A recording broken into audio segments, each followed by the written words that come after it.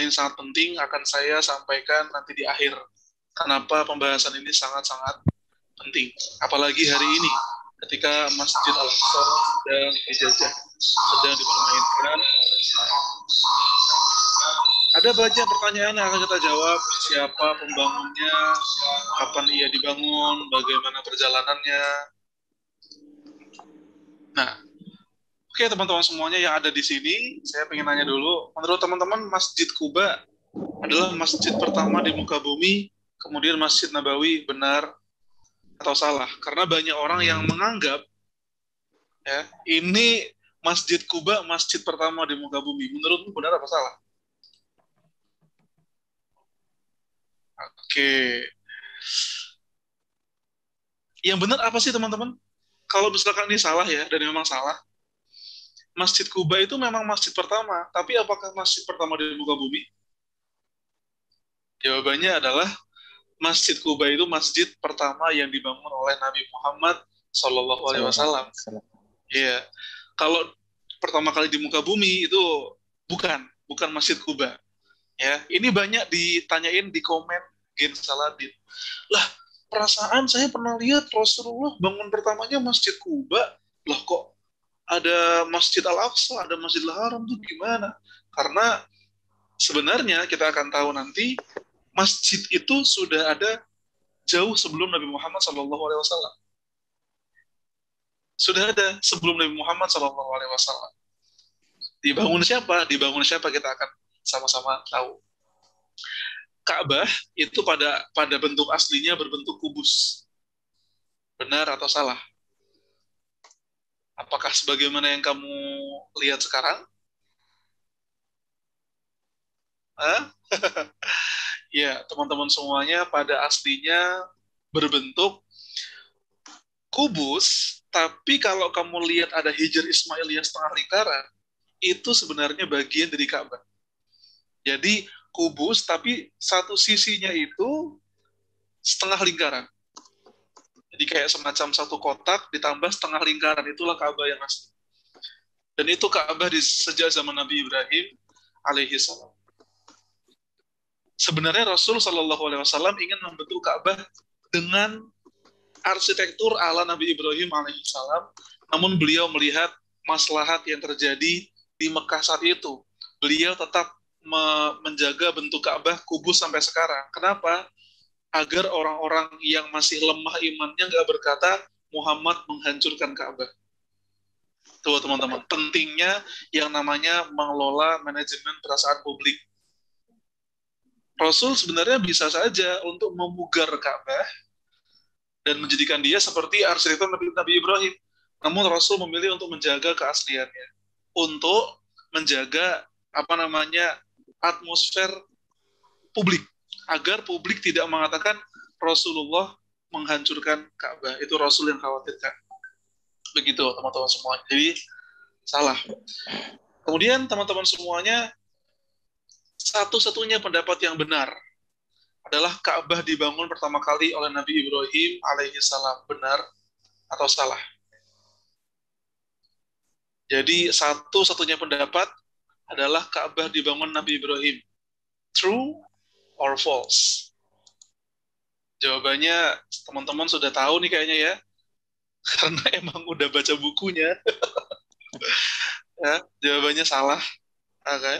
Tapi yang akan saya jelaskan tuh lebih dari yang di buku, teman-teman. Kalau di buku cuma beberapa halaman. Yang akan kita bahas ini agak lebih detail sedikit. Biar kamu tahu kenapa kita perlu bahas ginian. Bang, kan kita lagi fokus membahas tentang Al-Aqsa, kita lagi fokus membela Palestina. Kenapa Gensa Berilmu ngadain webinar dengan tema yang kayak gini? Hubungannya apa sama membela Al-Aqsa? Kamu akan tahu nanti. Kamu akan tahu. Ini yang milih tema jenius, teman-teman semua. Nah, oke.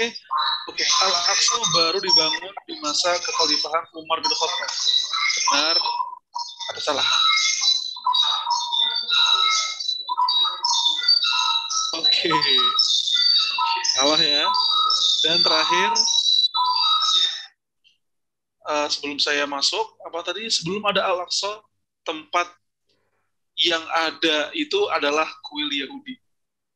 Jadi Ada yang mengatakan Al-Aqsa itu dibangun di atas reruntuhan kuil Yahudi. Benar atau salah? Salah, teman-teman semuanya. Iya, jadi dari awal sampai pertanyaan kelima ini, alhamdulillah, teman-teman banyak yang lulus. Karena semua jawabannya adalah salah. Tapi teman-teman semuanya banyak di antara umat Islam yang masih meyakini bahwa Al-Aqsa itu dibangun di masa sahabat. Dan ada sebagian teman-teman kita kaum muslimin yang meyakini sebelum ada Al-Aqsa itu punya Yahudi, punya Zionis. Makanya ketika Zionis itu membuat terowongan di Al-Aqsa, ada sebagian saudara kita kaum muslimin yang berpikir, lah kan memang dulunya kuil Yahudi, ya wajar mereka membangun kuil di situ. Padahal ternyata sejak awal, kita akan tahu nih ya, kita akan tahu. Sejak awal dia dibangun oleh orang yang sama, oleh figur yang sama. Nah, teman-teman semuanya sudah ada yang familiar dengan hadis ini? Ini udah saya tulis juga di buku The Untold Islamic History. Ya, suatu hari Abu Dzar Al-Ghifari bertanya pada Rasulullah Muhammad Sallallahu Alaihi Wasallam. Walamma su'ila an-Nabi Sallallahu Alaihi Wasallam ana awwali baitin wudi'a linnas, rumah ibadah atau masjid pertama apa sih yang dibangun untuk umat manusia? Rasul Sallallahu Alaihi Wasallam bersabda, Baitullahil Atiq, Baitullah Ka'bah maksudnya. Qila thumma ayyun, setelah Ka'bah lalu apa? Kata Abu Dzar. Maka Rasul bersabda, Qala al-Baitul Muqaddas, Baitu Ilya, Al-Masjidul Aqsa maksudnya. Kemudian Abu Dzar bertanya lagi, Kam bainahuma, berapa jarak pembangunan antara dua masjid ini? Rasul Shallallahu Alaihi Wasallam bersabda 40 tahun. Teman-teman semuanya yang dirahmati oleh Allah Subhanahu Wa Taala, hadis ini hadis yang sangat istimewa, yang sayangnya belum diekspos sama banyak umat Islam. Kenapa saya bisa menyimpulkan seperti ini? Karena banyak sekali teman-teman kita kaum muslimin yang beranggapan Al-Aqsa itu masjid baru yang sebelumnya nggak ada. Al-Aqsa itu baru dibangun ketika Umar bin Khattab membebaskannya. Sebelumnya tidak ada masjid itu. Salah nggak teman-teman semuanya? Jelas salah. Sekarang saya nanya ke teman-teman semuanya. Ada yang tahu timeline sejarah Isra Mi'raj Rasulullah Shallallahu Alaihi Wasallam dulu baru pembebasan Al-Aqsa oleh Umar, atau Al-Aqsa dibebasin Umar dulu baru Isra Mi'raj? Jawabannya adalah Rasul Isra Mi'raj dulu, baru kemudian dibebaskan oleh Umar bin Khattab. Pertanyaan saya, ketika Rasulullah Shallallahu Alaihi Wasallam Isra Mi'raj, beliau itu Allah deskripsikan tempat Isra-nya Rasul sebagai bangunan biasa atau masjid. Kamu akan sadar dan melihat dengan terang benderang Allah Subhanahu wa Ta'ala menggambarkan tempat Rasul Isra itu masjid, dari masjid ke masjid, minal masjidil haram ilal masjidil aqsa. Ini harusnya udah cukup banget untuk ngejawab. Kalau ada yang bilang, apaan Al-Aqsa baru dibangun di masa Umar? Lah teman-teman semuanya. Lah terus ketika Allah bilang itu masjid Al-Aqsa, kamu kemana aja selama ini? Meskipun teman-teman semuanya Al-Aqsa, nanti akan saya berikan gambaran bagaimana kondisi Masjid Al-Aqsa ketika Rasul Isra Mi'raj. Tidak seperti yang teman-teman bayangkan. Tidak seperti yang teman-teman lihat sekarang. Al-Aqsa ketika Rasul Isra Mi'raj itu sangat berbeda.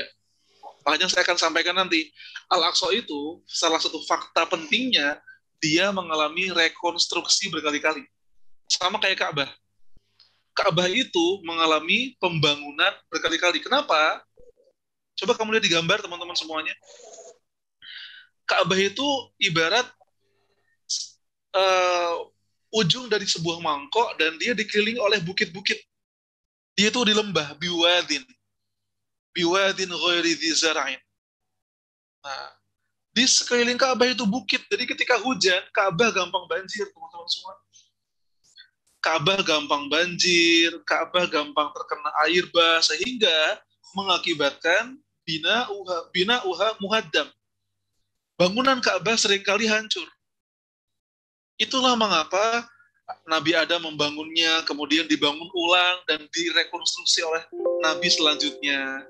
Kemudian hancur lagi, retak lagi, dibangun oleh Nabi selanjutnya. Kemudian hancur lagi, direkonstruksi oleh Nabi selanjutnya. Sama dengan juga Masjid Al-Aqsa. Kamu jangan ngira teman-teman semuanya, Al-Aqsa dari dulu sampai sekarang sama aja, Ka'bah dari dulu sama aja, sampai sekarang sama aja. Saya nanya ke kamu dah, kota kamu 10 tahun lalu sama yang sekarang sama aja atau enggak? Jakarta guys, berbeda. Bekasi berbeda. Surabaya berbeda. Sebelum Bu Risma sampai setelah Bu Risma beda. Sebelum Pak Anies, setelah Pak Anies beda. Kota kita aja mengalami perbedaan. Ini masjid ribuan tahun yang lalu. Pasti mengalami rekonstruksi, pembangunan ulang, perbaikan. Itu ya. Berapa jarak pembangunan antara dua masjid ini kita akan tahu. Kenapa hadis ini sangat istimewa? Ya, ada beberapa poin. Nah, teman-teman perhatikan. Karena setelah kamu selesai dari pembahasan ini, kamu akan melihat sejarah Islam dengan cara yang berbeda. Ya. Poin pertama yang ingin saya sampaikan adalah para nabi itu muslim. Mereka membangun masjid dan merekonstruksinya. Selama ini teman-teman, sekarang saya nanya ke teman-teman, boleh nggak saya nanya? Nabi Musa agamanya Muslim atau Yahudi?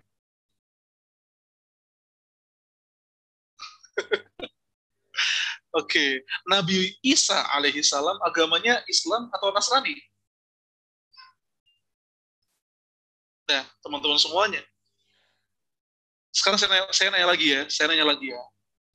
Injil diturunkan Allah kepada kaum Nasrani. Benar atau salah? Ayo. Injil diturunkan Allah untuk kaum Nasrani, benar atau salah? Jawabannya lebih pas sebenarnya. Injil itu Allah turunkan kepada Nabi Isa untuk kaum muslimin di masa Nabi Isa. Taurat kitab orang Yahudi, benar atau salah? Taurat yang Allah turunkan kepada kaum Nabi Musa itu buat orang Yahudi, bukan? Taurat itu pada hakikatnya adalah kitab yang Allah turunkan kepada Nabi Musa untuk kaum muslimin di masa Nabi Musa. Kenapa saya bilang muslimun? Kenapa saya bilang kaum muslimin? Karena Allah Subhanahu wa taala berfirman, "Maka Ibrahimu Yahudiyan wala Nasraniyan, walakin kana hanifan musliman." Ibrahim yang merupakan kakek dari Nabi Musa, kakek dari Nabi Isa, bukan Yahudi, bukan Nasrani, walakin kana hanifan muslim. Jadi istilah muslim itu sebenarnya nggak ada baru zaman Nabi Muhammad. Sebelum Nabi Muhammad nggak ada muslim. Nggak gitu teman-teman. Nggak gitu cara berpikirnya, salah. Muslim itu bahkan sejak Nabi Adam. Nabi Adam manusia pertama muslim. Nggak mungkin Nabi Adam nggak muslim. Beliau hamba Allah Subhanahu wa taala dan beliau muslim. Semua nabi pasti muslim. Dan bahkan sebuah tempat yang pertama kali dibangun manusia pertama bukanlah gua yang kamu lihat di Charles Darwin dengan buku sejarahnya, membuat sebuah prasasti gitu, atau membuat candi, atau membuat gua mengukir bukit menjadi kota. Bangunan pertama yang dibangun manusia pertama adalah masjid. Inna awwala baitin wudi'a linnas. Rumah atau bangunan ya, yang pertama dibangun untuk manusia adalah Ka'bah itu. Untuk sholat, untuk beribadah teman-teman semuanya. Rumah Allah.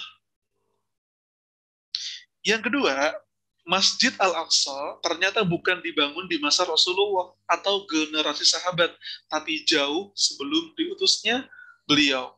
Kenapa saya bisa bilang begitu? Logikanya Ka'bah itu sudah ada jauh sejak sebelum Nabi Ibrahim bahkan. Dan di hadis itu kamu dikasih tahu sama Rasul bahwa jarak pembangunan Ka'bah sama Al-Aqsa berapa tahun? Tolong ingatkan saya teman-teman. 30, 40, 50, 40 tahun. Ya kan? Jarak pembangunannya 40 tahun. Berarti dia dibangun gak lama setelah sang arsitek ini membangun Ka'bah. Artinya dia juga bangunan yang lama. Subhanallah teman-teman semuanya. Masya Allah, la haula wa la quwata illa billah. Andaikan kita sebagai umat muslim itu memahami sejarah kita dengan baik, sungguh teman-teman semuanya, bangunan pertama bagi peradaban manusia bukanlah goa, bukanlah bangunan-bangunan kantor, atau tempat bermain, atau tempat berkelahi. Bangunan pertama itu adalah masjid. Yang ketiga, ada kemungkinan pembangun pondasinya adalah manusia yang sama. Karena jaraknya hanya 40 tahun antara bangun Ka'bah dan Masjidil Aqsa. Ada kemungkinan yang membangunnya orang yang sama. Dan akan saya jelaskan nanti. Ada banyak kemiripan. Kamu akan cukup shock, barangkali beberapa teman-teman akan cukup shock, dan karena saya nggak taruh di buku sengaja biar teman-teman ikutan ini. Yang keempat, jarak pembangunannya hanya 40 tahun, artinya di zaman yang sama. Bisa jadi bapaknya bangun Ka'bah, anaknya bangun Al-Aqsa, bisa jadi si sang bapak membangun Ka'bah dan di saat yang sama beliau juga membangun Al-Aqsa, orang yang sama. Nah, apa kata ulama, teman-teman semuanya, tentang hadis ini? Ya, hadis ini sangat banyak dijelaskan dan dikomentari oleh para ulama. Salah satunya adalah Ibnul Jauzi. Apa kata beliau? Beliau berkata, hadis ini menjelaskan tentang bangunan masjid pertama di muka bumi. Masya Allah. The first masjid in the world. Dan pondasi mulanya. Ibnu Jauzi berkata, pembangunnya bukanlah Nabi Ibrahim alaihissalam. Selama ini di buku-buku kita menganggapnya pembangunnya adalah Nabi Ibrahim. Pembangun Al-Aqsa juga bukanlah Nabi Sulaiman. Ternyata yang pertama kali membangun Al-Aqsa bukan Nabi Sulaiman. Para nabi dan orang-orang soleh turut membangunnya. Jadi yang membangun tuh banyak orangnya. Gak cuma satu orang bangun terus ditinggal selesai, enggak. Sama kayak kamu di desa kamu, di perumahan kamu. Kalau ada sesuatu yang retak, ya dibangun ulang sama orang desa itu. Kalau ada sesuatu yang hilang, ada perluasan dibangun oleh orang desa itu. Sama kayak gitu teman-teman semuanya.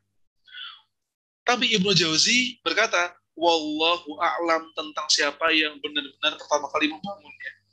Beliau menyatakan wallahu a'lam. Beliau tidak banyak membahas lebih lanjut siapa sebenarnya yang membangun dua tempat itu. Namun beliau punya sebuah ulasan menarik teman-teman semuanya yang ternyata tidak seperti yang kita ketahui selama ini. Membangun Ka'bah bukanlah Nabi Ibrahim dan yang membangun Al-Aqsa bukanlah Nabi Sulaiman. Siapa terus? Terus siapa? Ya, teman-teman udah baca bukunya ya, tapi bagi yang belum baca bukunya, here we go. Ternyata ada 3 pendapat tentang siapa yang membangun Ka'bah. Apakah suara saya putus-putus, Bang Aldi? Aman? Aman suaranya. Oh, aman. Oke, berarti ada beberapa teman-teman yang merasa putus-putus. 3 pendapat tentang siapa yang membangun Ka'bah. Awalan dibangun sama malaikat. Ada yang mengatakan, ya salah satunya adalah Abu Ja'far Al-Baqir, mengatakan Ka'bah dan Masjid Al-Aqsa ya, itu dibangun para malaikat. Pendapat kedua adalah pendapat para tabi'in yang luar biasa. Atha bin Abi Rabah, Sa'id bin Musayyib, dan Ibnu Hajar yang mengatakan pembangun Ka'bah itu sekaligus Al-Aqsa nanti ya adalah Nabi Adam alaihi salam. Baru kemudian ada pendapat ketiga, ini yang paling terkenal. Ada banyak pendapat sebenarnya, banyak, lebih dari 7 pendapat. Tapi yang paling terkenal 3 ini. Pendapat yang ketiga adalah Nabi Ibrahim, dan itu dikatakan Ibnu Taimiyah dan Syekh Muhammad bin Shalih Al-Utsaimin rahimahumullah. Nah, yang kita ingin coba sampaikan ke teman-teman semuanya bahwa ternyata ya, dalam banyak sekali pembahasan sejarah, ternyata Nabi Adam adalah pendapat terkuat sebagai pembangun Ka'bah. Kenapa bisa seperti itu? Ada tiga hal yang mendukung, 3 ayat Al-Quran yang mendukung sebuah fakta bahwa Nabi Adam lah yang membangun. Nah, Allah Subhanahu wa Ta'ala berfirman, ya, antahhira baitiya lit-taifina wal 'akifina war ruk'is sujud, dalam Al-Baqarah ayat 125. Allah menyuruh kepada Nabi Ibrahim dan Ismail untuk membersihkan rumah Allah. Apa yang bisa teman-teman tangkap? Ada something nggak? Rumahnya sudah ada, tinggal dibersihkan. Begitu, ya kan? Antahhira baitiya lit-taifina wal 'akifina war ruk'is sujud.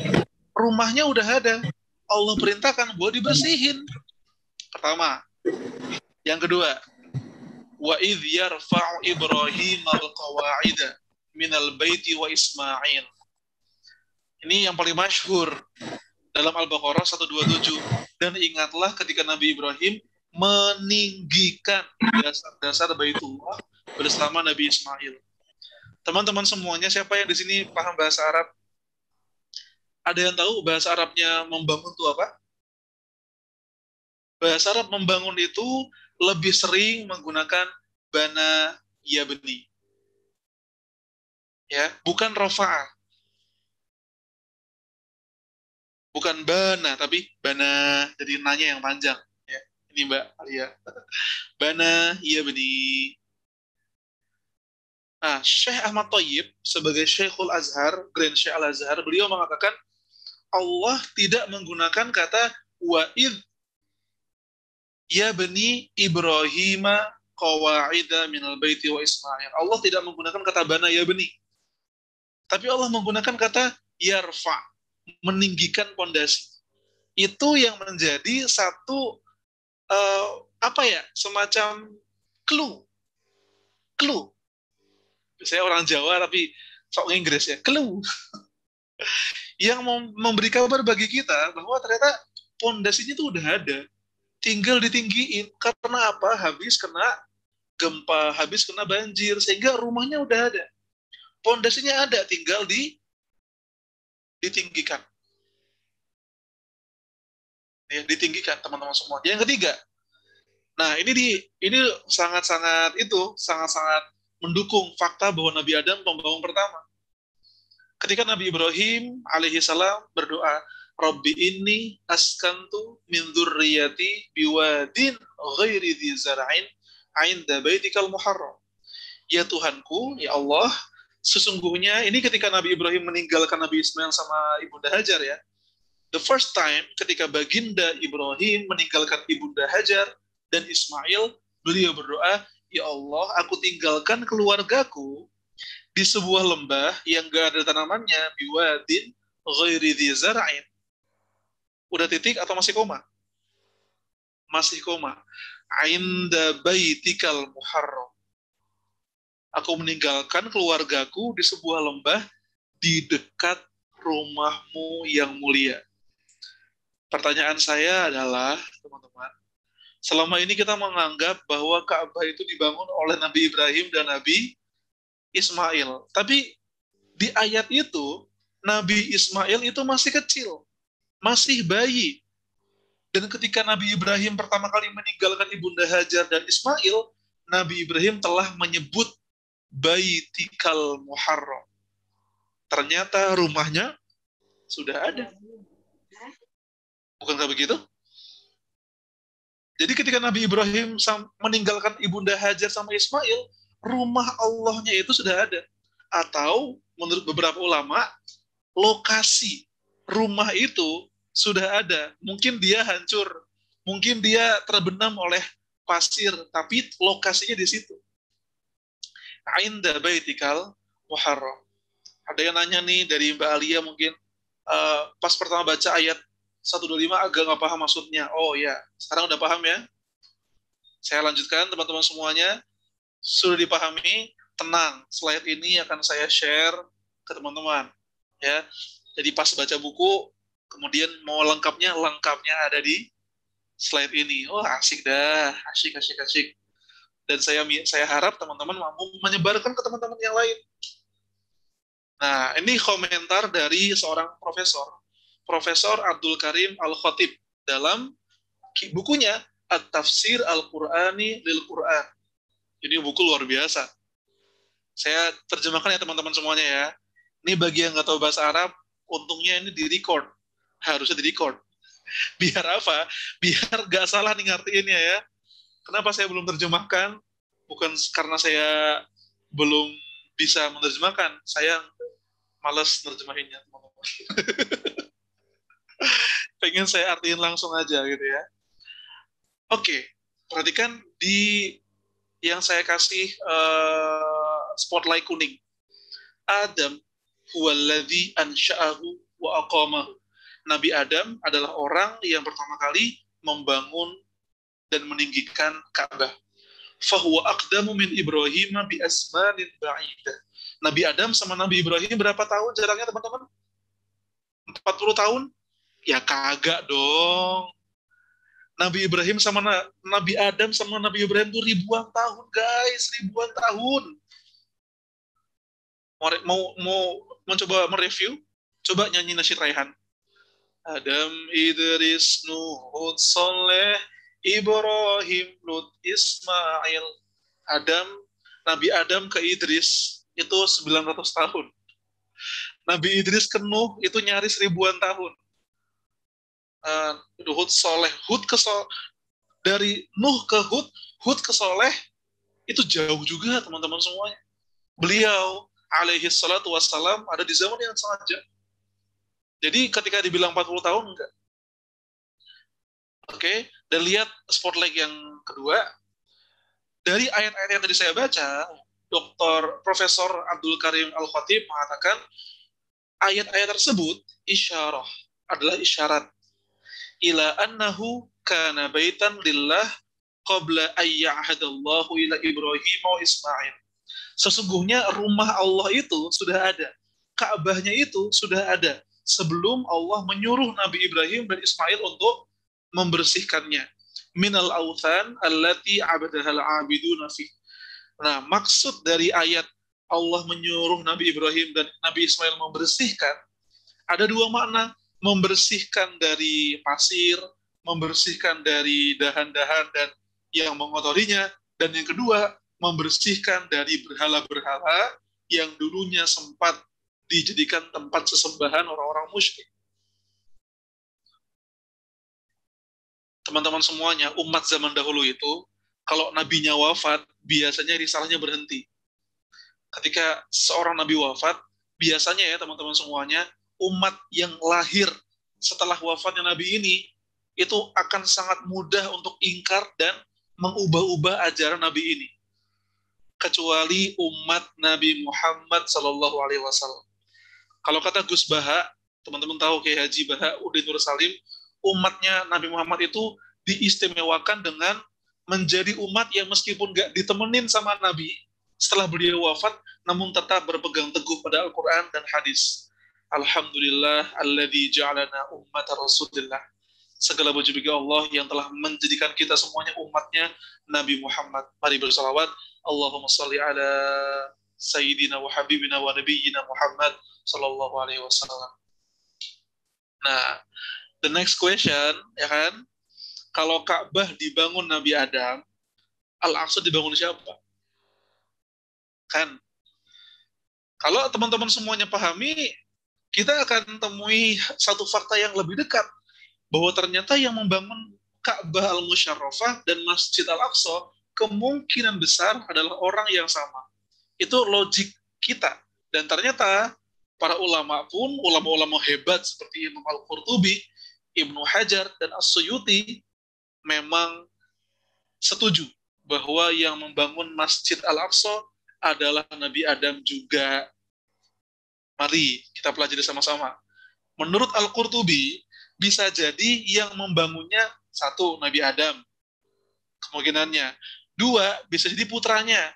Putranya yang soleh selain Habil, ada yang tahu teman-teman namanya siapa? Tebak-tebakan. Ada yang tahu? Putra Nabi Adam yang soleh selain Habil. Yang soleh. Kalau Qabil nggak soleh, ya. Putra Nabi Adam, nah, ada yang menjawab, Muhammad Zaki Dafala. Syith. Anaknya Nabi Adam namanya Syith Nabiullah. Beliau seorang nabi. Kemungkinan yang membangun adalah Syith ini atau anak Nabi Adam yang soleh yang lain. Ya. 40 tahun setelah membangun Ka'bah. Nah, itu kata Imam Al-Qurtubi. Menurut Ibnu Hajar dalam kitab Fathul Bari, kenapa sih saya nyampein kitabnya? Bukan biar kamu pusing, teman-teman. Bukan. Demi Allah. Biar kamu tahu sumbernya dan tenang. Gak perlu bilang, ini mana sumbernya? Saya kasih sumbernya. Biar kamu aman dan nyaman ketika membacanya. Soalnya kalau baca sejarah, gak ada referensinya, akan sangat banyak orang bilang, aduh gak kuat, gak akurat. Ini saya buat menjadi akurat. Menurut Ibnu Hajar, yang pertama kali membangun Al-Aqsa itu adalah Nabi Adam atau Sam bin Nuh atau Yakub, namun pendapat beliau lebih condong kepada Nabi Adam alaihissalam. Dan menurut Imam Suyuti, Nabi Adam yang membangun Al-Aqsa, kemudian diperbarui oleh Nabi Ibrahim, direkonstruksi ulang di masa Nabi Sulaiman alaihi salatu wa azka taslim. Ya, sebagaimana saya bilang kan, pembangunan itu bisa jadi berkali-kali, namun ada di lokasi yang sama. Apa yang diklaim orang Yahudi sebagai kuil, ya, apa yang mereka kira sebagai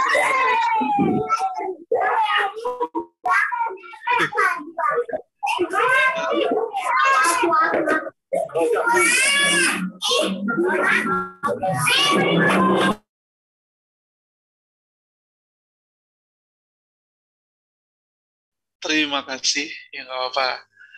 Ini biasa, sangat biasa ya teman-teman semuanya. Ya, apa yang Yahudi anggap sebagai kerajaan Nabi Sulaiman, kuil Nabi Sulaiman, mungkin ya, sangat mungkin adalah Masjid Al-Aqsa di masa Nabi Sulaiman. Ya kan? Nabi kok bangun kuil? Gak mungkin. Gak mungkin Nabi bangun kuil. Nabi ya bangun masjid, teman-teman semuanya. Ada banyak sekali gambaran Zionis Israel ketika menggambarkan kuil Sulaiman itu seperti apa. Mereka banyak membangun sebuah ilustrasi. Pertama yang kayak gini, lihat teman-teman di slide. Kedua, seperti ini. Ada banyak. Yang jelas megah sih, megah sekali. Dan sama-sama di Palestina. Mereka meyakini tempatnya tuh ya yang sekarang menjadi Al-Aqsa. Mereka yakini itu sebagai kuil Yahudi, Haikal Sulaiman. Atau ini megah sekali ya teman-teman semuanya. Dan memang pada kenyataannya, kamu tahu Nabi Sulaiman itu raja teman-teman semuanya. Tentaranya, jangan tanya. Tentaranya manusia, jin, singa, gajah, iblis. Itu menjadi tentara Nabi Sulaiman. Maka ketika ada sebuah ilustrasi menggambarkan kuil Sulaiman yang sangat megah, wajar. Bahkan Ratu Bilqis yang menguasai Yaman saja, yang kaya raya, ketika masuk ke istana Nabi Sulaiman, apa yang beliau lakukan? Beliau mencincing, mengangkat roknya. Karena lantainya Nabi Sulaiman itu, Masya Allah, bening banget, hampir kayak kolam. di bawahnya ada air. Ratu Bilqis mengira itu lantai air. Padahal itu lantai biasa yang saking beningnya, Masya Allah. Tentara terbaik, terbesar Nabi Sulaiman. Bahkan, kamu tahu nggak kenapa yang diutus ke Ratu Bilqis itu burung hudhud, bukan orang? Ada yang pernah mentadaburi? Kenapa yang diutus Nabi Sulaiman ke Ratu Bilqis itu bukan orang, tapi burung?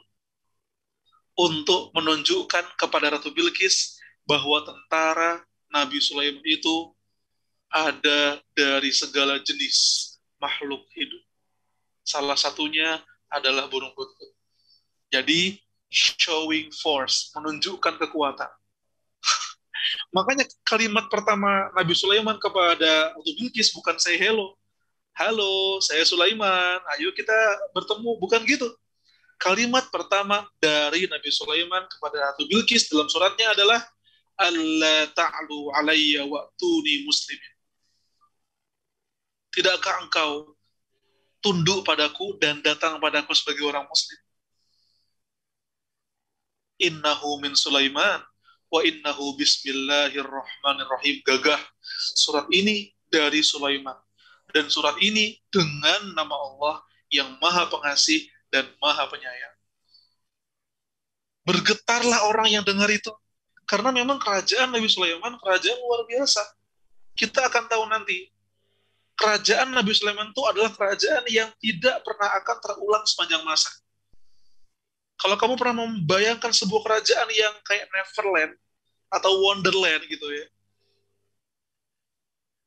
mungkin itu terjadi di masa Nabi Sulaiman, wallahu a'lam. Karena kerajaan itu menjadi legenda yang tidak pernah akan terulang sampai kapanpun. Itu doa Nabi Sulaiman.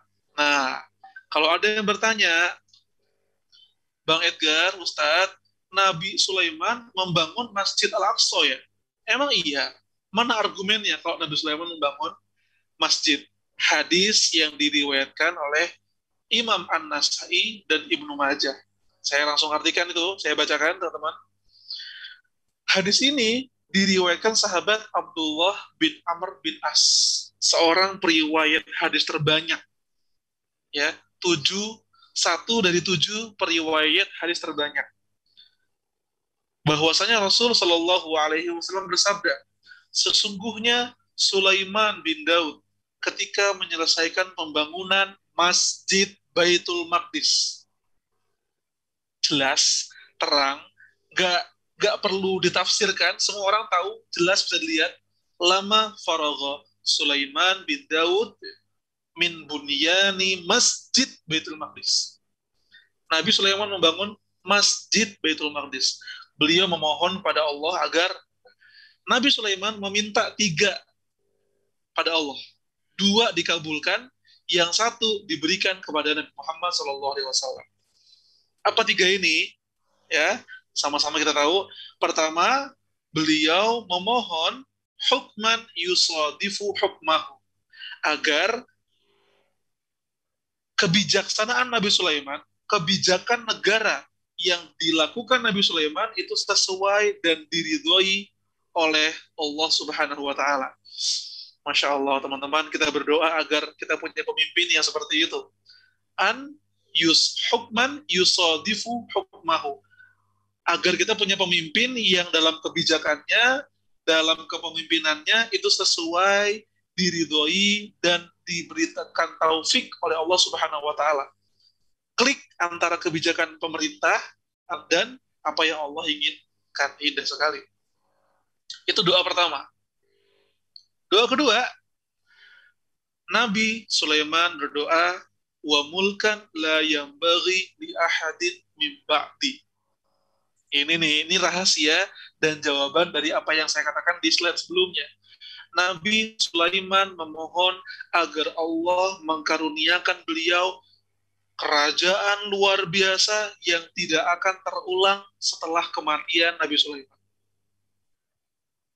Itu artinya, teman-teman, gak akan pernah ada orang sekaya apapun ngulangin kehebatan kerajaannya Nabiullah Sulaiman. Kalau ada orang bertanya di muka bumi ini, siapa pemimpin paling hebat, pemimpin paling kaya raya maksud saya, pemimpin paling kaya raya yang kekuasaannya itu tiada banding manusia ya. Jawabannya bukanlah Firaun, bukanlah Namrud. Ketahuilah teman-teman semuanya, pemimpin paling hebat dengan kekayaan dan kemegahan itu ternyata dimiliki oleh orang beriman. Lebih dari beriman, seorang nabi, Nabi Sulaiman alaihi salam.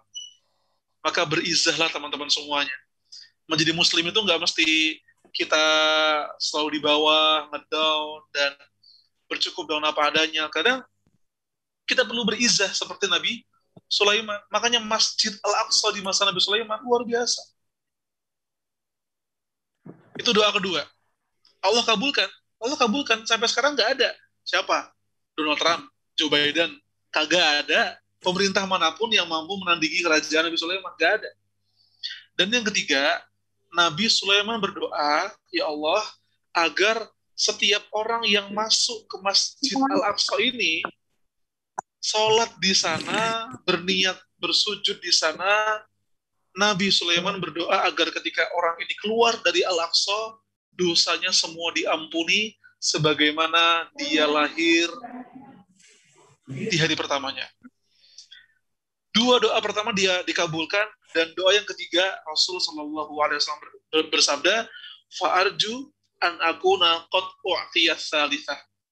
Doa yang ketiga itu dikabulkan bagi Nabi Muhammad Shallallahu Alaihi Wasallam. Mungkin terjadi ketika orang masuk ke Masjidil Haram, Masjid Nabawi, ketika dia keluar, dosanya diampuni. Nah, teman-teman semuanya, di sini apa yang ingin saya sampaikan?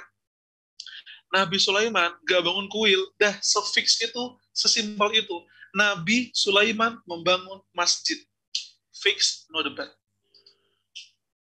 Terakhir, teman-teman semuanya. Saya kayak, apa namanya, yang di TikTok. Gitu ya.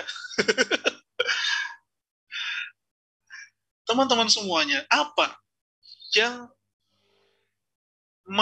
mengantarkan kita untuk berkata, Ka'bah sama Al-Aqsa itu dibangun oleh orang yang sama? Jawabannya ini, rasio Ka'bah dengan rasio Al-Aqsa sama. Meskipun Ka'bah lebih kecil, Al-Aqsa besar, namun ketahuilah dia dibangun di bidang yang nyaris sama, tidak terlalu kotak, dia seperti agak trapesium, ya, memanjang. Ka'bah seperti itu di zaman Nabi Ibrahim, dan Al-Aqsa, kamu lihat sekarang, coba dah, Google, saya pengen tahu teman-teman. Kamu ngelihat Al-Aqsa bentuknya kayak gitu nggak? Dindingnya kayak gitu nggak? Atau kotak? Atau lingkaran? Enggak. Kamu akan mendapati rasio Al-Aqsa sebagaimana yang kamu lihat di gambar. Sama dengan rasio Ka'bah yang dibangun Nabi Ibrahim alaihi salam. Menandakan pembangunnya adalah orang yang sama. Karena rasionya, rasio yang sama. Masya Allah. La haula wa la quwata illa billah. Ini dia yang membayangkan bagaimana keadaan Masjid Al-Aqsa di masa ketika Rasul Isra Mi'raj, ya. Ketika Nabi Muhammad itu Isra Mi'raj, saya tanya nih. Ketika Rasul Isra Mi'raj, Palestina itu lagi dipimpin sama siapa? Apakah sudah milik kaum muslimin atau masih dimiliki oleh bangsa lain? Kalau belum dimiliki kaum muslimin, oleh siapa? Oleh siapa? Oleh bangsa Romawi. Siapa rajanya? Heraklius. Ketika Romawi menaklukkan Baitul Maqdis, nama kota itu adalah Aelia Capitolina. Ini penting juga untuk teman-teman tahu. Jadi nama Baitul Maqdis, nama kota Al-Quds ketika Rasul lagi Isra Mi'raj, saat itu namanya adalah kota Elia. Makanya tadi di hadis pertama yang saya bilang di awal tadi, ketika Rasul ditanya masjid kedua yang dibangun di muka bumi setelah Ka'bah, Rasul jawabnya apa? Baitu Ilia. Makanya Al-Aqsa punya nama lain. Apa itu? Masjid Ilya. Tuh teman-teman semuanya. Dan ketika Romawi ini menguasai Baitul Maqdis, Al-Aqsa sama sekali tidak terurus.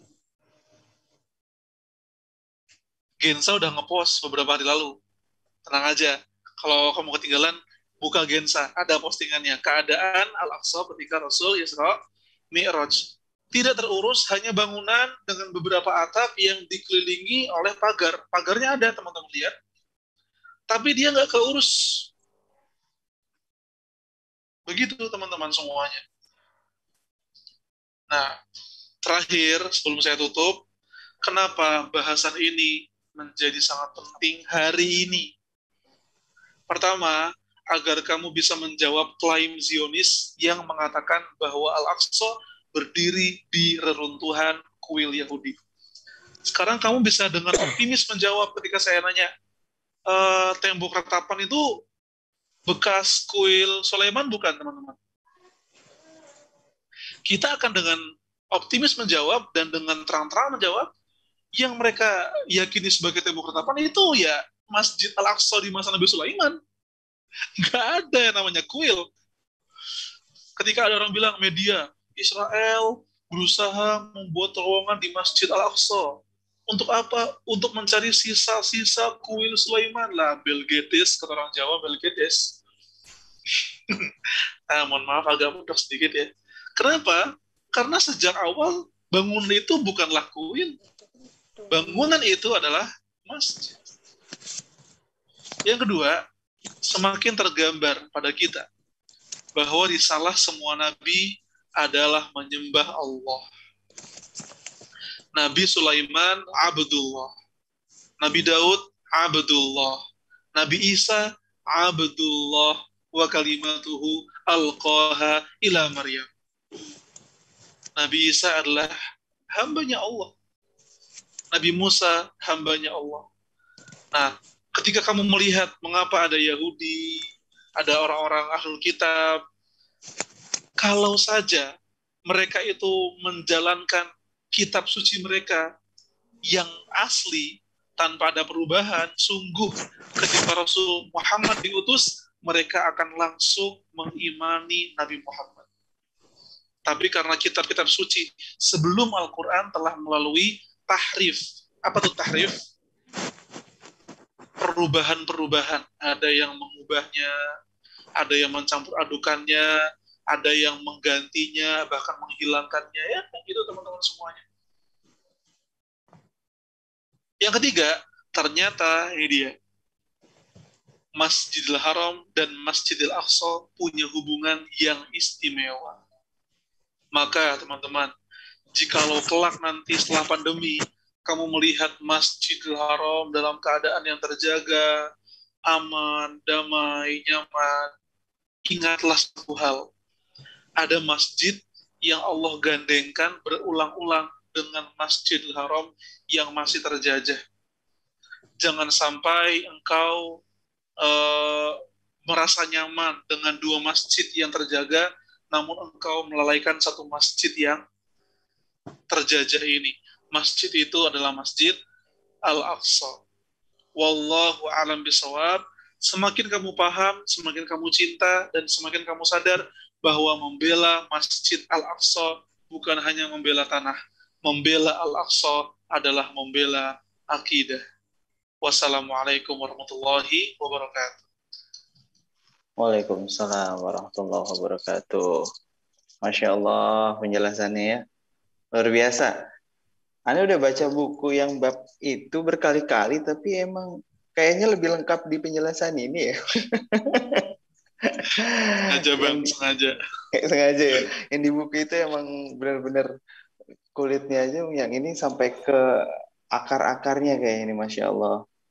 Iya, luar biasa. Ini kita mau buka termin tanya jawab ya, mungkin insya Allah. Gimana Pak Rian? Pak Rian. Kita mau pengumuman door prize dulu ya? Iya, pengumuman door prize dulu. Oh, boleh? Siap.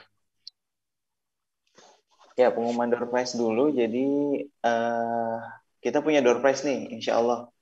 Ada dua buku. Terbaca kan ya, Mas? Ya, kebaca, insya Allah, alhamdulillah. Ya, untuk door prize untuk 2 buku download Islamic History ini dengan cara yang pertama follow Gensa Berilmu, Instagramnya Gensa Berilmu, kemudian review isi webinar melalui feed IG kamu. Jadi webinar ini nih apa yang kamu dapat, apa yang kamu tercerahkan melalui ilmu yang sudah disampaikan oleh Mas Edgar tadi, kamu bikin reviewnya, kemudian beri hashtag scientific review TUIH dan hashtag Gen Saladin dan hashtag The Untold Islamic History. Kemudian mention akun Gensa Berilmu dan masukkan feed tersebut ke IG Story. Insya Allah nanti yang reviewnya paling menarik ya, nanti kita pilih untuk bisa mendapatkan door prize 2 buku The Untold Islamic History. Ini mulainya tanggal 23 ya. Startnya tanggal 23, selesainya tanggal 24 Mei. 24 Mei berarti 2 hari nih. Dari mulai besok sampai dengan dari mulai Ahad sampai dengan hari Senin ya, insya Allah ditutup. Senin jam 12 nih. Iya. Ya, terus ini untuk yang udah beli bukunya nih ada titipan juga nih, gratis Cheesebreak Signature untuk pemilik buku The Untold Islamic History. Yang pertama bawa bukunya nih ke Cheesebreak, ke outlet Cheesebreak, kemudian tunjukkan bahwa teman-teman udah punya bukunya, terus nanti teman-teman langsung dapat 1 free Cheesebreak Signature. Asik. Gratis makanan nih kayaknya. Terus yang Alhamdulillah. Terus ini untuk donasi Aman Palestina ya. Ini bisa teman-teman salurkan melalui Aman Palestina Jabar, websitenya pedulipalestina.id, ke Mandiri Syariah dengan nomor rekening 7.800.002 atau ke BNI Syariah 550-550-4442 dan konfirmasi donasi ke nomor hotline 0812-6160-9191. Kalau untuk donasinya bisa konfirmasi ke nomor selain ini atau memang harus ke sini atau bisa ke kita nih, Mas? Asalnya memang langsung ke nomor itu, Bang. Karena memang itu nomor hotline-nya. Oke, siap. Berarti bisa langsung 1 pintu ya? Yep. Banyak-banyak. Oke. Itu aja pengumuman untuk donasinya, kemudian dan juga door prize-nya. Jangan lupa. Mungkin kita masuk ke termin pertanyaan ya. Tanya jawab. 3 penanya atau 2 penanya nih, Mas Edgar? Kira-kira maunya? 2 dulu aja, Bang. 2 dulu, siap. Untuk 2 penanya pertama ya. Insya Allah kita pilih langsung live suara atau kita mau langsung dari chat aja nih? Monggo Bang Rian. Itu hands up aja ya? Ya, boleh dari hands up aja kali ya.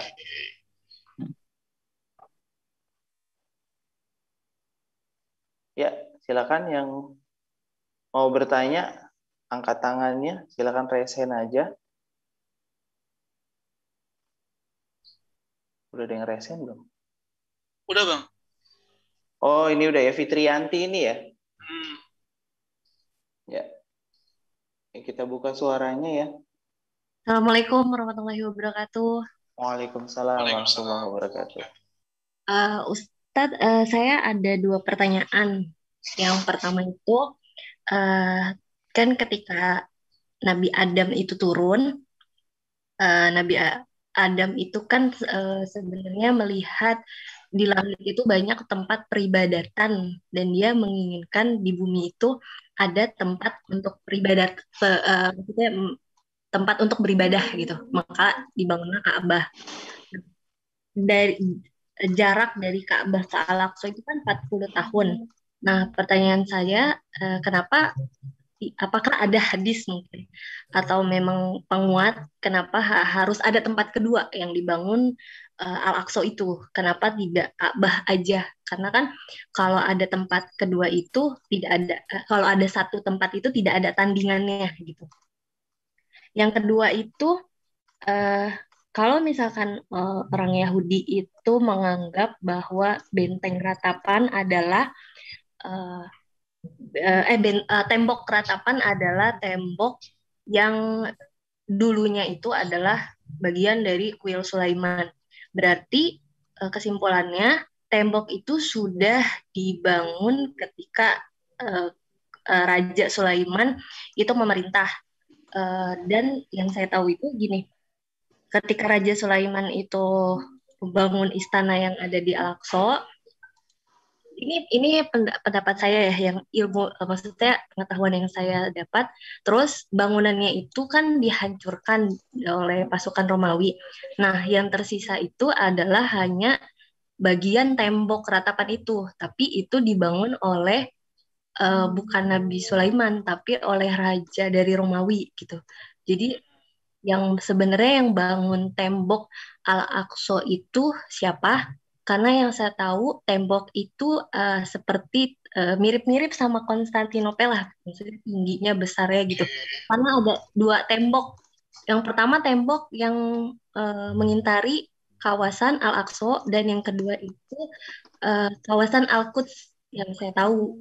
Jadi tembok ketika memasuki kawasan Armenia, Yahudi, Islam, dan Kristen. Nah, setelah itu ada tembok lagi untuk masuk di kawasan Al-Aqsa. Dan oh ya, terakhir saya belum menemukan sebenarnya Armenia itu dia sebuah negara atau sebuah suku atau apa ya? Karena kalau di kawasan, kalau kita lihat dari petanya itu, di kawasan Al-Aqsa itu kan ada apa ya? Bukan kubu, apa sih? Kayak wilayah gitu.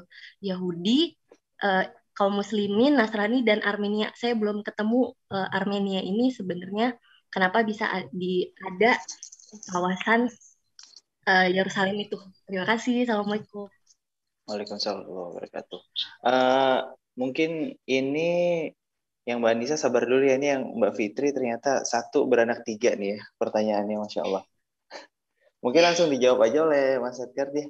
Dari pertanyaan pertama tadi, sudah dicatat atau saya mau bacakan ulang, Mas Edgar? Cukup tergambar sih. Cukup tergambar, ya. 6, betul. Ya, sebentar. Baik, saya akan mencoba menjawab sebagaimana saya yang ketahui. Jadi kalau yang saya nggak tahu, akan menjadi PR. Ya, ini sebagai bentuk pertanggungjawaban secara ilmiah. Yang pertama, tadi kenapa dibangun Masjid Al-Aqsa? Kenapa harus dibangun tandingannya gitu kan? Kenapa nggak Masjidil Haram aja? Ya. Jawaban paling kita sebagai hamba ya, kalau sebagai muslim, jawabannya adalah kita sami'na wa ta'na. Itu adalah perintah Allah yang tidak bisa kita tahu apa hikmahnya. Hikmahnya besar banget, banyak mungkin. Tapi awal syai', first of all, sebelum kita menjawab semuanya, kenapa Nabi Adam membangun masjid kedua? Itulah perintah Allah. Itulah perintah Allah. Namun di antara hikmahnya, mari kita, kalau bicara hikmah, kita bisa banyak. Tapi kalau bicara alasan paling kuat dan paling tepat, itu perintah Allah. Kalau memang sudah beriman pada Allah, ya lakukan. Laksanakan. Tanpa banyak tanya. Kalau memang Nabi Adam diperintah Allah untuk membangun Masjid Al-Aqsa, beliau bangun sama ketika Nabi Ibrahim diperintah Allah untuk ke Palestina ketika meninggalkan Ibunda Hajar. Pertanyaan saya, dan mungkin pertanyaan Nabi Ibrahim kalau beliau ingin bertanya, kenapa Allah nyuruh saya ke Palestina, bukan ke Mesir atau kemana? Tapi Nabi Ibrahim lanjutkan, lakukan tanpa banyak tanya. Nah, Nabi Adam membangun Masjid Al-Aqsa, belum ada hadis atau nas yang mengabarkan mengapa. Mengapanya tidak ada. Nabi Ibrahim ke Palestina, tidak ada nas, hadis, atau Quran yang mengatakan mengapa ke Palestina. Namun sebagai hikmah, ada seorang ulama yang mengatakan seperti ini, Al-Masjidul Aqsa itu miftahul ardi wa bawabatus sama. Kuncinya bumi dan gerbangnya langit. Wah, luar biasa tuh Mbak Fitri. Miftahul ardi, kunci bumi. Mengapa? Karena Masjid Al-Aqsa itu kalau misalkan dilihat betul-betul, sebagaimana Jazirah Arab juga disebut sebagai Ummul Qura, ya, Makkah, induk dari banyak kota-kota, dia inti dunia. Al-Aqsa juga secara geografis bisa bilang inti dunia. Nah, itu hikmah pertama. Hikmah kedua, ini kita bicara hikmah.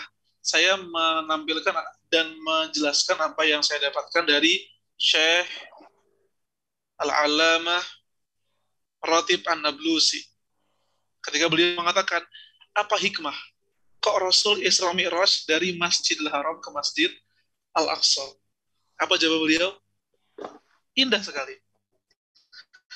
Sebagaimana Masjid Al-Aqsa, Masjidil Haram adalah simbol awal peradaban manusia, sesungguhnya Masjid Al-Aqsa adalah simbol akhir peradaban manusia.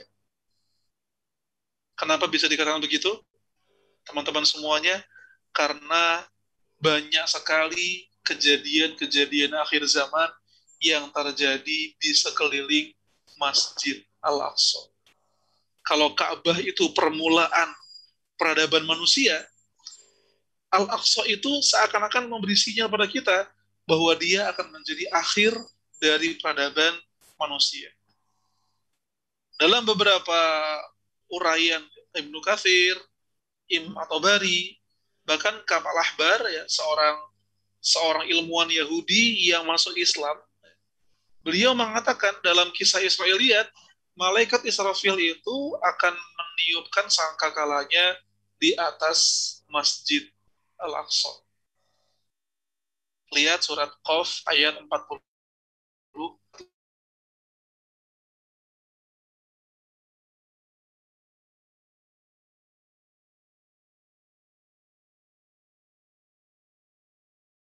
Pertama, yang kedua, apa tadi? Mengapa? Oh, tembok ratapan yang diyakini oleh Yahudi. Itu dibangun siapa? Dibangun oleh Herod the Great, teman-teman semuanya. Siapa tuh Herod? Penguasa Romawi. Penguasa Persia. Jadi ketika Yahudi itu kemudian membangun kembali kuilnya, Yahudi itu banyak sekali bekerja sama juga dengan kerajaan Persia. Kamu tahu nggak, teman-teman? Belasan tahun, jadi sebelum Umar bin Khattab membebaskan Palestina, belasan tahun atau 20 tahun ya, saya lupa, coba lihat di Saladin, belasan atau puluhan tahun sebelum Umar membebaskan Al-Aqsa, Persia dan Yahudi bekerja sama untuk menjarah Baitul Maqdis dan menyembelih 11.000 penduduknya. Yahudi dan Persia bekerja sama untuk menyembelih 17.000 mungkin penduduk Baitul Maqdis. Makanya penduduk Baitul Maqdis itu kayak trauma. Ini siapa lagi? Umar nih siapa? Kami udah trauma dulu disembelih gitu loh. Ini datang lagi penguasa baru, siapa ini? Ternyata Umar menggambarkan keadilan dan solidaritas. Masya Allah. Rahimahullah radhiyallahu anhu ya Amirul Mukminin Umar bin Khattab. Beliau menggambarkan kepada penduduk dunia bahwa Islam itu membawa keadilan. Kemungkinan dia yang membangun adalah Kaisar dari Persia. Coba saya cek sebentar ya. Herod the Great. Dia itu siapa? King of Judea ya. Oh, raja itu sendiri, raja Romawi, tapi yang menjadi penguasa kerajaan Yudea juga. Ini jadi PR buat saya juga. Yang jelas, yang namanya Al-Aqsa itu kadang pembangunannya tidak oleh para nabi juga. Kadang-kadang ada raja yang bangun tembok di situ dan kawan-kawannya. Memang cukup complicated, panjang, saking panjangnya sejarah itu. Yang ketiga,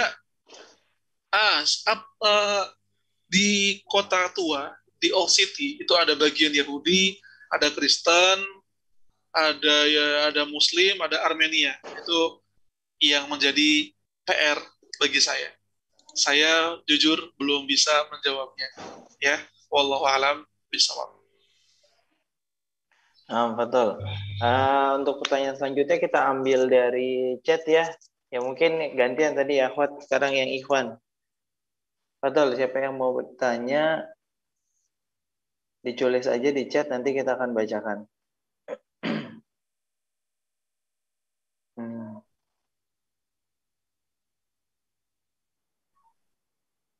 Oh, ini ada dari Ikhwan. Oh, belum ada. Ini akhwat lagi.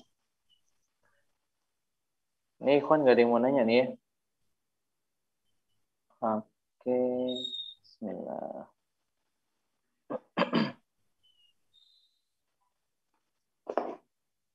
Ya, Fadol, Mas Haikal, kalau mau bertanya.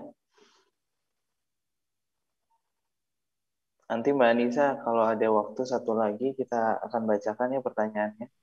Insya Allah. Assalamualaikum warahmatullahi wabarakatuh. Waalaikumsalam Waalaikumsalam warahmatullahi warahmatullahi wabarakatuh. Eh, Kang, izin tanya Kang, mengenai Masjid Al-Aqsa itu saya pernah lihat di TikTok. Ada yang review itu kan ada batu besar di dalam masjidnya. Ya. Itu benar Kang, itu untuk pijakan pertama Nabi Muhammad sebelum Isra Mi'raj ke langit ketujuh. Dan terus itu kenapa bisa ada batu itu? Itu kalau misalnya ketika zaman Nabi Sulaiman kan tadi dijelaskan sedikit direkonstruksi ketika finalnya itu zaman Nabi Sulaiman. Berarti sebelum-sebelumnya ada apa dengan batu itu, batu sebesar itu, kemudian di bawahnya ada gua. Mungkin Kang Edgar Hamas sudah pernah ke sana, tolong sharing pengalamannya dan ilmunya Kang. Terima kasih. Iya, oke Bang Haikal. Pertama, saya belum ke Masjid Al-Aqsa. Kapan-kapan mudah-mudahan. Amin. Tapi teman-teman semuanya tentang Sofroh ini, batu itu Sofroh. Kenapa Bang Haikal dan teman-teman namanya kok Kubatus Sofroh? Kubah batu ya, karena kubah itu berdiri melindungi batu yang ada di sentral Masjid Al-Aqsa. Diyakini oleh sebagian orang sebagai tempat berpijaknya Nabi Muhammad SAW ketika Mi'raj ke langit. Tapi yang jadi problem itu, yang jadi satu fakta yang perlu kita tinjau adalah tidak ada hadis ataupun ayat Quran ataupun perkataan ulama yang mengabarkan bahwa itu otentik tempat Rasul Mi'raj, gak ada. Jadi emang dia batu, mungkin Allah alam batu biasa. Tapi nih Yahudi di zaman Rasul ketika berkiblat, beribadah, kiblatnya itu ya ke Sokroh. Kiblatnya ke batu itu. Nah, namun ketika ditanya, kenapa Yahudi berkiblat ke situ? Para ulama berbeda pendapat. Ini apa ini? Yahudi kenapa berkiblat ke batu itu? Dan saya mendapatkan jawabannya dari beberapa uraian para ulama tadi. Yahudi itu beristihad aja. Yahudi musyawarah. Aduh, kita ibadah kemana nih? Bingung gua. Ya udah, ibadah ke batu itu aja lah kiblatnya. Hayu, yaudah sepakat ya, sepakat. Kayak gitu. Jadi tidak ada keistimewaan tertentu. Nah, pertanyaannya mungkin, Bang Haikal, kita bisa ubah, mengapa kok sampai dibangun kubah yang sangat bagus di situ? Nah, teman-teman, kenapa? Karena Abdul Malik bin Marwan sebagai penguasa Bani Umayyah itu ingin menunjukkan kepada penduduk Palestina perhatiannya pada Masjid Al-Aqsa. Di Bani Umayyah ingin menunjukkan kepada umat Islam dan dunia perhatiannya pada Masjid Al-Aqsa agar orang-orang ramai dan memakmurkan Masjid Al-Aqsa. Khalifah Abdul Malik bin Marwan membangun kubah itu. Sehingga orang-orang kemudian menyadari simbol Al-Aqsa itu ada gitu loh. Sebagaimana Nabawi itu simbolnya adalah mungkin kubah hijaunya gitu kan. Sebagaimana Masjidil Haram itu simbolnya adalah Ka'bahnya, maka Al-Aqsa simbolnya itu ya kubah berwarna emas itu, yang sebenarnya di masa pertama kali dibangun warnanya bukan emas. Warnanya warna batu juga. Dia baru diemasin, diwarnai emas tuh tahun 1960-an kalau nggak salah teman-teman semuanya. Tadinya nggak kayak gitu warnanya. Ada nggak gambarnya? Banyak gambarnya, lihat aja di saya kasih keyword ya. Ini keywordnya Jerusalem Ottoman Archive. Kau bisa lihat Masjid Al-Aqsa di masa-masa 1800, 1700 kayak mana. Gak ada kubah emas. Kubah emas tuh diwarnai emas baru di hari-hari ini. Begitu teman-teman semuanya. Ketika ada dibilang dia apakah istimewa sekali atau enggak, sahabat Rasul tidak terlalu mengistimewakannya. Ya, mereka hanya fokus membangun bangunan masjid di mana. Akhirnya mereka membangun bangunan yang sekarang menjadi Masjid Al-Qibli, yang kubahnya abu-abu. Itu yang dibangun sejak zaman sahabat. Adapun Qubatus Sakhrah dibangun di masa tabi'in, yaitu di masa Abdul Malik bin Marwan rahimahullah. Wallahu a'lam bishawab. Masya Allah. Ya, syukran untuk jawabannya. Semoga bisa jelas ya. Ini untuk pertanyaan mungkin ini terakhir ya. Untuk malam ini, insya Allah pertanyaan dari Mbak Anissa ya. Saya bacakan ya. Mas Edgar ya. Afwan Ustaz, saya mau bertanya, tadi yang saya pahami dari penjelasan Ustaz bahwa Injil adalah kitab yang Allah turunkan kepada Nabi Isa untuk kaum muslimin di zaman itu. Begitu pula Taurat diturunkan kepada Nabi Musa untuk kaum muslimin ketika itu. Nah, pertanyaan saya, kapankah istilah Nasrani dan Yahudi pertama kali ada dan mengapa istilah itu ada? Waduh, selanjutnya, Masya Allah, panjang ini. Selanjutnya, pertanyaan kedua, apa saja alasan Zionis berusaha menguasai Masjidil Al-Aqsa dan sekitarnya? Apakah karena klaim mereka bahwa di sana ada runtuhan kuil Yahudi atau ada alasan lainnya yang mereka punya? Ataukah ada alasan lainnya? Ya, baik. Pertama, saya jawab dengan singkat teman-teman semuanya. Kenapa sampai ada kata Yahudi? Padahal Taurat diturunkan kepada memang kaum Musa. Ketika Taurat turun, nggak ada istilah Yahudi, nggak ada. Dan ketika Injil turun, nggak ada istilah Kristen, nggak ada istilah Nasrani. Kok bisa ada? Singkatnya, Yahudi itu ya lebih definisinya kepada orang-orang sepeninggal Nabi Sulaiman dan Nabi Daud alaihissalam. Mereka ini hidup di zaman kalau timeline Israelnya tuh, timeline Yahudinya tuh masa hakim, asrul hukam, siapa ya, masa ketika Bani Israel itu nggak punya raja. Masa ketika Bani Israel nggak punya raja dan mereka dipimpin oleh rabi. Nah, itu rabi bukan bahasa Jawa, rabi bahasa Jawa artinya nikah. Ya. Ini rabi Yahudi. Nah, masa-masa rabi ini, teman-teman semuanya, banyak terjadi tahrif. Yang tadi saya bilang, tahrif itu yuharrifuna al-kalimah an mawadhihi, mengubah, mengacak-acak isi dari kitab suci. Nah, secara definisi, kaum sebada Nabi Daud dan Sulaiman itu baru dinamakan dengan Yahudi. Kitab Taurat itu ditulis, kata dosen saya dalam sejarah agama ya, kitab Taurat itu yang asli udah nggak ada. Di masa-masa Rabi itu, mereka menulis Taurat 1000 tahun setelah Nabi Musa wafat. Bayangin, nulis Taurat setelah ribuan tahun Nabi Musa wafat. Pertanyaannya, itu asli apa enggak itu? Sangat, susah sekali untuk menemukan orisinalnya yang mana. Makanya, alhamdulillah Al-Quran dijaga Allah untuk teman-teman bersyukur. Semuanya. Bersyukur sekali. Inna sungguh kami turunkan Al-Quran dan kami yang menjaganya. Adapun Yahudi itu dari kata apa? Nah, ada yang mengatakan Yahudi itu dari anaknya Nabi Yakub yang keempat, dinisbatkan kepada Yahuza, kemudian menjadi Yahudi. Itu ada lagi sebutan lain dan sebab lain, cuma nggak saya sebutkan di sini. Yang kedua, Nasrani. Nasrani itu saya ambil satu pendapat ya. Mengapa disebut sebagai Nasrani? Karena ajaran Kristen, ajaran Nasrani yang berkembang sebada wafatnya Nabi Musa yang sudah diubah-ubah dengan 3 Tuhan dan kawan-kawannya itu berkembang dari kota di Palestina namanya kota Nazaret. Nazaret yang dalam bahasa Arab Nasirah. Yang kemudian orang yang mengikuti ajaran itu, ajaran Injil yang sudah diubah itu, mereka menisbatkan dirinya sebagai pengikut Nazaret, pengikut Nasirah, atau seorang Nasrani. ya kan? Tuh teman-teman semuanya. Panjang lagi, kapan-kapan kita bahas. Baik, wallahu a'lam bishawab.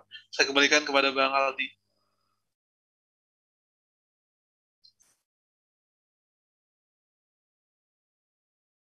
Audionya, Bang. Bismillah. Ya. Oh, Ya. Afwan. Ya. Mungkin cukup ya pertanyaan untuk malam hari ini karena sudah pukul 9 juga. Insya Allah, Afwan buat teman-teman semuanya yang bertanya namun masih belum kita bisa jawab. Buat teman-teman di Zoom dan di Instagram nih mungkin ada banyak pertanyaan, tapi insya Allah sudah mewakili semuanya. Sebelum kita lanjut ke pembacaan doa, saya ingin mengingatkan kembali untuk door prize ya. Ya, untuk teman-teman yang mungkin baru bergabung, kita punya door prize 2 buku Download Islamic History.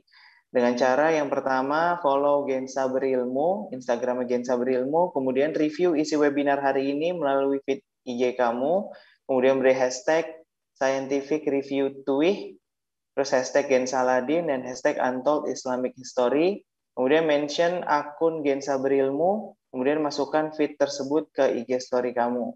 Itu biar nanti kita akan pilih review-review yang paling baik yang akan kita berikan door prize 2 buku Tuih ini.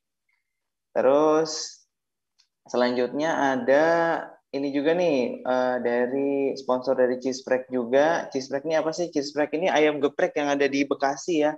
Nanti bisa buka Instagramnya, mungkin Cheesepreko, outletnya ada di Mutiara Gading Timur dan juga di Jalan RA Kartini dan di Bekasi Utara. Itu jadi buat teman-teman yang udah punya buku Tuih ini bisa langsung bawa bukunya aja ke outlet sambil tunjukin bahwa teman-teman punya.